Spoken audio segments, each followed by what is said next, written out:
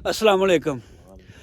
ਉਹ ਭਲੇ ਵਕਤਾਂ 'ਚ ਆਂਦੇ ਨੇ ਕੋਈ ਪਿੰਡ 'ਚ ਵਾਹਵਾ ਬੰਦਾ ਹੁੰਦਾ ਸੀ ਨਾ ਤੇ ਉਹਦੇ ਡੇਰੇ ਤੇ ਹਵੇਲੀ 'ਚ ਕੋਈ 10-15 ਡੰਗਰ ਬੰਦੇ ਹੁੰਦੇ ਸਨ ਤੇ ਕੋਈ ਬੰਦਾ ਆਇਆ ਗਿਆ ਆਉਂਦਾ ਜਾਂਦਾ ਕੋਈ ਪ੍ਰਾਹੁਣਾ ਆਇਆ ਗਿਆ ਤੇ ਉਹ ਘਰੋਂ ਭਾਈ ਲੱਸੀ ਦਾ ਮੱਗਾ ਭਰ ਕੇ ਆ ਗਿਆ, ਦੁੱਧ ਦਾ ਡੋਣੀ ਭਰ ਕੇ ਆ ਗਈ ਤੇ ਉਹਨੂੰ ਜਿਹੜੇ ਕੋ ਆਇਆ ਗਿਆ ਉਹਨੂੰ ਪਿਆਣਾ ਤੇ ਉਹ ਪਤਾ ਲੱਗਦਾ ਸੀ ਵੀ ਇਹ ਚੌਧਰੀ ਹੈ। ਤੇ ਉਹ ਨਾਲੇ ਤੁਹਾਨੂੰ ਪਤਾ ਹੈ ਕਿ ਜਿਹੜੇ ਬੰਦੇ ਕੋਲ 10-15 ਡੰਗਰ ਹੁੰਦੇ ਸਨ ਉਹ ਇਹ ਵੀ ਇੱਕ 10-15 ਡੰਗਰ ਐਵੇਂ ਤੇ ਸਨ ਪਾਲਦੇ। ਉਹਨਾਂ ਨੂੰ ਪਤਾ ਹੈ ਕਹਿੰਦੇ ਕੋਈ 10 ਕਿੱਲੇ ਪੈਲੀ ਵੀ ਹੋਏਗੀ, 10-15 ਕਿੱਲੇ ਪੈਲੀ ਹੋਏਗੀ, ਕੋਈ ਬੰਦਾ ਚੌਧਰੀ ਹੈ। ਤੇ ਹੁਣ ਚੌਧਰੀ ਵੇਖ ਲਓ ਵੀ 40-40 ਸੂਟ ਹੋਣਗੇ, ਥੱਲੇ ਗੱਡੀ ਹੋਵੇਗੀ ਕਰੋੜਾਂ ਰੁਪਈਆਂ ਦੀ, ਲੱਖਾਂ ਰੁਪਏ ਦੀ ਗੱਡੀ ਹੋਏਗੀ, 10-10 ਜੁੱਤੀਆਂ ਹੋਣਗੀਆਂ। ਤੇ ਜੇ ਉਹਨਾਂ ਕੋਲ ਕੋਈ ਪ੍ਰਾਹੁਣਾ ਆ ਜਾਏ ਤੇ ਕੀ ਕਰਨਾ ਜੀ, ਬੋਤਲ ਉਹ ਘਰੋਂ ਬੋਤਲ ਆ ਜਾਏਗੀ ਉਹ ਵੀ ਗਲਾਸ 'ਚ, ਤਾਂ ਕਿ ਉਹ ਦੂਜਾ ਬੰਦਾ ਦੂਸਰਾ ਗਲਾਸ ਮੰਗਣ ਜੋਗੇ ਨਾ ਰਵੇ।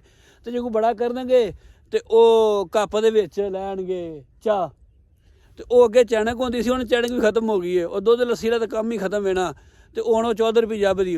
ਤੇ ਉਹ ਅੱਗੇ ਜਿਹੜਾ ਚੌਧਰੀ ਹੁੰਦਾ ਸੀ ਉਹ ਭਾਜੀ ਲੱਸੀ ਦੁੱਧ, ਉਹ ਹੁਣ ਦੇ ਚੌਧਰੀਆਂ ਪੰਜਾਬ ਦੀ ਉਹ ਰੀਤ ਜਿਹੜੀ ਹੈ ਨਾ ਉਹ ਹੀ ਖਤਮ ਕਰਤੀ ਹੈ ਵੀ ਉਹ ਚਾਹ ਜਿਹੜਾ ਸੀ ਲੱਸੀ ਦੁੱਧ ਵਾਲਾ ਕੰਮ ਉਹ ਉਂਝ ਹੀ ਖਤਮ ਹੋ ਗਿਆ। ਉਹ ਜੇ ਅੱਗੇ ਰੋਟੀ ਆਉਂਦੀ ਸੀ ਭਾਜੀ ਦੇਸੀ ਘਿਓ ਦਾ ਪਰੌਠਾ ਹੋਣਾ, ਉੱਤੇ ਦੇਸੀ ਘਿਓ ਦਾ ਪੇੜਾ ਰੱਖਿਆ ਹੋਣਾ, ਘਿਓ ਦਾ ਮੱਖਣ ਦਾ ਹੋਣਾ, ਤੇ ਉਹ ਭਾਈ ਕਿਸੇ ਆਏ ਗਏ ਵਾਸਤੇ ਹੋਣਾ। ਤੇ ਹੁਣ ਉਹ ਚਾਹ ਤੇ ਬੋਤਲ ਟਰਕਾ ਦਿੰਦੇ ਨੇ, ਉਹ ਇੱਕੋ ਗਲਾਸ ਇੱਕ ਕੱਪ 'ਚ ਲਿਆ ਕੇ, ਤਾਂ ਕਿ ਅਗਲਾ ਬੰਦਾ ਦੂਜੀ ਯਾਰ ਜਿਹੜਾ ਹੈ ਨਾ ਉਹ ਮੰਗਦਾ ਹੀ ਨਹੀਂ, ਉਹ ਮੰਗਣ ਜੋਗਾ ਰਹਿੰਦਾ ਨਹੀਂ। ਜਦੋਂ ਆਣੀ ਗਲਾਸ 'ਚ ਘਰੋਂ ਹੀ ਇੱਕ ਗਲਾਸ 'ਚ ਤੇ ਉਹ ਮੰਗਣ ਜੋਗਾ ਰਹਿੰਦਾ ਹੀ ਨਹੀਂ ਹੈਗਾ।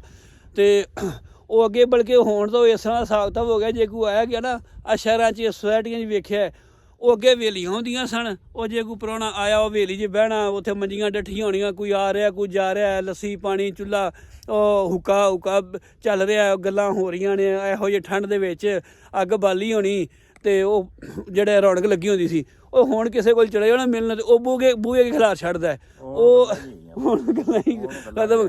ਉਹ ਭਾਜੀ ਬੂਹੇ ਕੇ ਖਿਲਾਰ ਛੱਡਦਾ, ਬੂਹੇ ਕੀ ਬਹਿ ਕੇ ਉੱਥੇ ਹੀ ਉਹ ਅੱਧਾ ਗਾੜਾ ਖਲੋ ਕੇ ਉਹ ਆਪਦੇ ਘਰ ਨੂੰ ਤੇ ਉਹ ਆਪਦੇ ਘਰ ਨੂੰ, ਉਹ ਬਹਿਣ ਵਾਲਾ ਵੀ ਕੰਮ ਗਿਆ।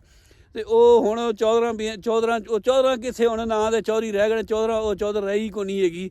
ਚੌਧਰਾਂ ਵਾਲੀ ਜਿਹੜੀ ਹੈ ਨਾ ਗੱਲ ਹੀ ਹੈ, ਉਹ ਜਿਹੜੇ ਸਾਡੇ ਪੰਜਾਬ ਦੀ ਰੀਤ ਸਾਡੇ ਪੰਜਾਬ ਦੇ ਰਿਵਾਜ ਉਹ ਉਂਝ ਹੀ ਖਤਮ ਹੁੰਦੀਆਂ ਨੇ। ਰਹਿੰਦੀ ਗੱਲ ਜਿਹੜੀ ਹੈਗੀ ਸੀ ਉਹ ਸੁਸਾਇਟੀਆਂ ਖਤਮ ਕਰਤੀ, ਉਹ ਲੋਕੀ ਪੈਲੀਆਂ ਵੇਚੀ ਜਾਂਦੇ ਨੇ ਤੇ ਉਹ ਕਿੱਲਿਆਂ ਤੋਂ ਆ ਗਏ ਨੇ ਹੁਣ ਮਰਲਿਆਂ ਦੇ। ਜੀ ਮੇਰਾ 5 ਮਰਲੇ ਦਾ ਮਕਾਨ ਹੈ ਤੇ ਬੜਾ ਗੁੱਤੜਿਆ ਹੋਵੇ ਤੇ ਉਹ ਆਂਦਾ ਜੀ ਮੇਰਾ ਸੁਸਾਇਟੀ 10 ਮਰਲੇ ਦਾ ਮਕਾਨ ਹੈ। ਉਹ ਕਿੱਲਿਆਂ ਦੀਆਂ ਹਵੇਲੀਆਂ ਛੱਡ ਕੇ ਤੇ ਉਹ 5-5 10-10 ਮਰਲਿਆਂ ਤੇ ਆ ਗਏ ਨੇ।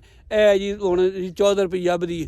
ਤੇ ਉਹ ਪੰਜਾਬ ਦਾ ਜਿਹੜਾ ਨਾ ਉਹ ਸਾਰਾ ਸਾਡਾ ਉਹ ਸਿਸਟਮ ਹੀ ਖਤਮ ਹੋ ਗਿਆ ਹੈ।